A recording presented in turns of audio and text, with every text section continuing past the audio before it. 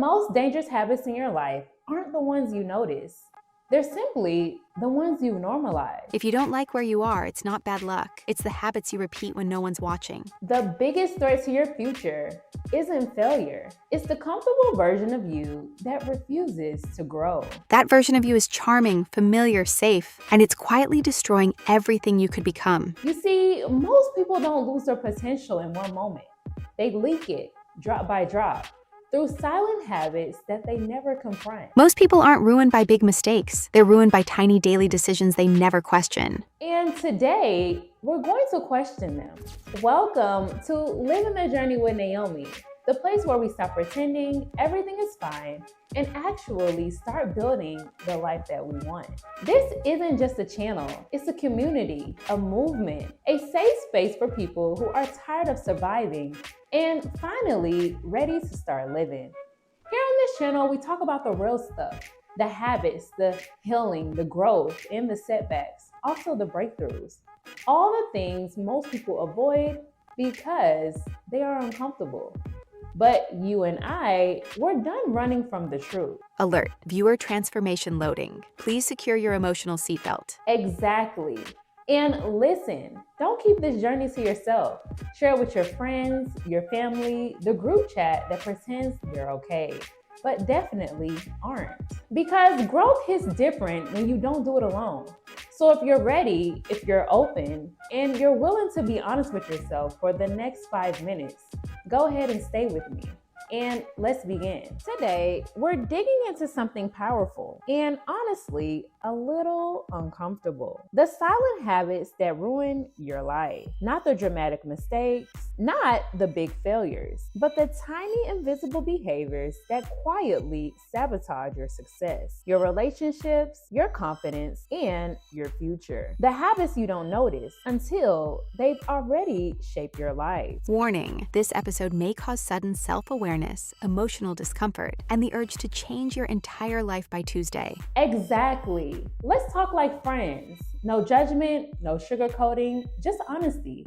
The kind that actually helps. Today, we're diving into the silent habits that shape your life. Procrastination, emotional avoidance, ingratitude, disrespecting people who could elevate you, toxic friendships, lack of boundaries, fear of change, self-doubt, micro-resentment, the comfort loop, and the subtle self-sabotage you don't even realize you're doing. Because it's these small daily choices, the one you barely think about, that slowly build a life you never intended to live. This episode is your wake-up call, your mirror, your turning point. Now, let's dig in. Procrastination isn't laziness. It's fear wrapped in a blanket. It's the fear of failing so you don't start. The fear of succeeding so you don't finish. The fear of discomfort, so you stay exactly where you are. Example number 1. Let's talk about Marcus in the 3-year to-do list. Marcus had a dream, starting a small clothing brand. He bought the domain, he sketched the design, he told his friends, he even made a vision board. But every day, he said the same thing. I'll start tomorrow. Tomorrow became next week became next year, and one day, he saw someone else launch a brand, almost identical to his idea, and succeed. Not because they were smarter, not because they were more talented, but because they started. Reminder, later is the quietest, most expensive lie you tell yourself. Procrastination steals your potential quietly, one moment at a time. And you don't notice the damage until the opportunity is gone. Comment below, what is one thing you know you should have started by now? Procrastination is the only surface. If you peel it back, you'll find something deeper, an emotional barrier most people don't even realize they're up against. Let's be honest, most people aren't afraid of hard work. They're afraid of hard feelings. You avoid the conversation. You avoid the truth. You avoid the mirror. You avoid the pain. And the pain grows. Moving on to example number 2. Jasmine's relationship was falling apart, not because of cheating, not because of fighting, but because she refused to talk about what she felt. Every time something bothered her, she drafted a text and deleted it. She thought thought silence kept the peace, but silence built resentment, and resentment ended the relationship. Fun fact, avoiding emotions doesn't delete them. It just puts them in storage until they explode. Avoidance feels safe in the moment, but it destroys connection, confidence, and clarity. If you're brave enough, comment, "I'm done avoiding." Here's the truth most people don't want to admit. Sometimes the blessing isn't missing, the gratitude is. Picture this. There's a woman named Maya, smart, capable, full of potential. Her manager sees something in her, something Maya doesn't even see in herself. So he nominates her for a leadership program. Not a cheap one, not a random one. A program people in her company fight to get into. When Maya gets the email, she barely reads it. A workshop? I don't have time for that. They should have offered me something better. She doesn't thank her manager. She doesn't ask why she was chosen. She doesn't realize 3 people in that room said her name when others said someone else's. She shows up late. She barely participates. She scrolls through her phone while the instructor talks. Meanwhile, another woman in the program, Alina, shows up early, takes notes, asks questions, thanks the instructor, thanks the manager who nominated her, thanks the opportunity. A month later, Alina gets promoted. Maya calls it favoritism. No, it's not. But here's the truth Maya couldn't see. It wasn't favoritism. It was gratitude. It was humility. It was showing up with the attitude that says, "I'm honored to be here. I'm ready to grow." Maya wasn't held back by lack of talent. She was held back by the quiet belief that nothing is ever enough and that she was owed more than she was willing to appreciate. Diagnostic. Gratitude increases opportunities. Ingratitude deletes them before they load. Ingratitude blinds you to blessings you already have and the ones trying to reach you. Comment, "I see my blessings," if you're choosing gratitude over entitlement. And if ingratitude blocks your blessings, pride blocks the people who are trying to deliver them. Let me tell you about someone named Nicole. When she first joined her company, she had a mentor, Mr. Harris, a man who had been there for 25 years, a man who saw potential in her the moment she walked in. He coached her. He stayed up late to help her. He recommended her for projects she wasn't even qualified for yet. But Nicole never said thank you, not once. She assumed it was his job. She assumed she deserved the help. She assumed she was the star of the story. One day, a major opportunity opened, a role that would have changed her career. The team asked Mr. Harris, "Who do you think is ready for this?" He paused. He thought about Nicole's talent and her attitude, her pride, her lack of gratitude, her dismissiveness, the way she dismissed every piece of advice he gave her. And he said, "I don't think she's ready." Not because she wasn't capable, but because she never valued the people who were trying to elevate her. The role went to someone else, someone who wasn't more talented, just more grateful. Pride convinces you you're self-made while quietly pushing away the very people who were trying to help you rise. Pride just doesn't close doors. It closes the heart of people who were holding those doors open for you. Comment, "I'm open to guidance," if you're ready to let humility elevate you. Take a breath, because the next habit is one almost all of us struggle with. I am not kidding. All right, let's get honest. The next one truly hits closer than you think.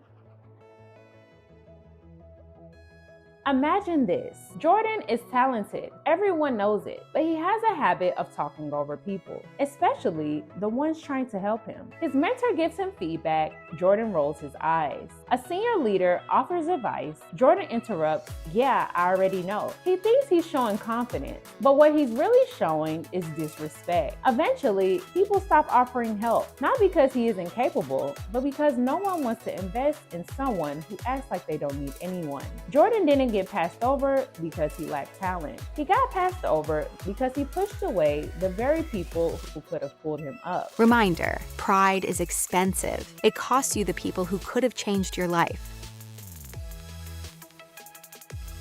Let's shift gears. Some friendships don't end with a fight. They end with a slow, quiet realization. This person doesn't support who I'm becoming. Toxic friendships aren't always dramatic. Sometimes sometimes they're subtle. The friend who only calls when they need something, the friend who mocks your goals, the friend who gets jealous when you grow, the friend who keeps you small because they're afraid to grow themselves. Leo got a promotion, huge moment. He shared it in the group chat, silent. Then someone changed the subject, but when someone else had drama, everyone was typing paragraphs. Leo realized something. He was loyal to people who weren't loyal to his growth. If your circle doesn't clap when you win, you don't have a circle, you have a cage. Your environment shapes your identity. Sometimes the bravest thing you can do is simply outgrow people. Comment upgrade if you're ready for healthier friendship. Let me say this gently. If you don't set boundaries, you will live a life built by other people. Boundaries aren't walls, they're doors with locks that you control. Nina, the yes machine. Nina said yes to everything. Yes to extra shifts. Yes to helping everyone move. Yes to favors she didn't have time for. Yes to plans she didn't want to attend. People loved her, but she didn't love her life. One day, she realized she wasn't exhausted because life was hard. She was exhausted because she was living everyone else's life except her own. Boundary check. If you say yes but feel resentment, that's a no in disguise. Boundaries protect your time, your energy, your peace, and your identity. Comment no if you're practicing saying it without guilt. All right, now we're stepping into the deep end. Change is uncomfortable, but so is staying stuck. Most people don't fear change. They fear losing the version of themselves they've always known. Daniel got an offer to move to another city for a better job. He wanted it. He dreamed about it. He talked about it. But he stayed. Not because the opportunity wasn't good, but because the unknown felt scarier than the familiar misery. Years later, he still wonders what would have happened if he had just said yes. Plot twist. The unknown is where your future lives. Your next level will cost you your comfort zone, but staying comfortable costs you your potential. Comment ready if you're done letting fear make your decision. And if fear is the thing that holds you back, this next habit is the one that pulls you downward. Picture this. You're at a networking event. You see someone who works at the exact company you dreamed of joining. You rehearse your intro. You take one step, and then self-doubt whispers, "Don't embarrass yourself." They probably don't want to talk to you. You're not ready. So you grab a drink, pretend to check your phone, and watch someone else walk over, shake their hand, and make the connection you were too scared to try for. And the wild part? You didn't get rejected. You rejected yourself on their behalf. Be honest. How many opportunities have you talked yourself out of before the world even had a chance to say yes? Self-doubt doesn't shout, it whispers. And those whispers shape your entire life. And if self-doubt closes the door, this next habit closes your heart. Sam's friend forgets to text back. His coworker gets praised in a meeting. His sister cancels plans. None of these things are big, but Sam collects them like stamps. Every small slight becomes a story. They don't respect me. They don't value me. They've always overlooked me. Over time, Sam becomes bitter, closed off, and suspicious. Not because people are against him, but because he's been feeding tiny resentments until they grew into a worldview. Micro resentments are like emotional dust. One speck is nothing. But if you never clean it up, eventually you can't breathe. Who here has ever held on to something small way longer than it deserved? And if micro resentments quietly close your heart, this next habit quietly closes your future. Every night, Nina says she's going to start working on her certification. Every night, she ends up watching the same shows, eating the same snack, scrolling the same feed. Not because she's lazy, but because comfort is predictable. Comfort is familiar. Comfort doesn't ask anything of you. Weeks turn into months, months turn into years, and Nina wakes up one day realizing she hasn't moved. Not forward, not backward, just in circles. Comfort is the most beautiful trap in the world. It feels good while it quietly steals your potential. What is your comfort loop? The thing you know is holding you back, but feels too easy to keep doing. Because once you see the loop, you can finally step out of it. And now the truth you've been avoiding. Before we wrap up, I want to say something from the heart. You being here right now, watching this, choosing growth, choosing honesty, choosing yourself, it means more than you know. This space, Living the Journey with Naomi, isn't about perfection. It's about progress. It's about honesty. It's about becoming the version of yourself you've always felt inside. And if today's episode spoke to you, if it made you think, if it made you pause, if it made you whisper, yeah, that's me, then I want you here with me on this journey. Every step, every lesson, every breakthrough. So take a second right now and hit subscribe, not for the algorithm, not for the numbers, but for you in the future you're building. Naomi, may I interrupt? Go ahead. Your viewers should know this. Transformation doesn't happen by accident. It happens by intention. And choosing to subscribe is choosing to stay intentional about your growth. Exactly. And listen, don't keep this journey to yourself. Share this video with someone you love. Send it to a friend who's struggling silently. Drop it in the family group chat. Let's grow together, not alone. I am Naomi, and this is Living the Journey with Naomi. I am grateful you are here. And honestly, I thank you guys so much for spending this time with me. If this felt like the wake-up call you needed, go ahead and share it with someone who needs it too. And remember, small habits build big lives, for better or worse. Choose the habits that build the life you actually want. Until next time, keep growing, keep healing, and keep becoming. Naomi, signing off with you. See you in the next chapter.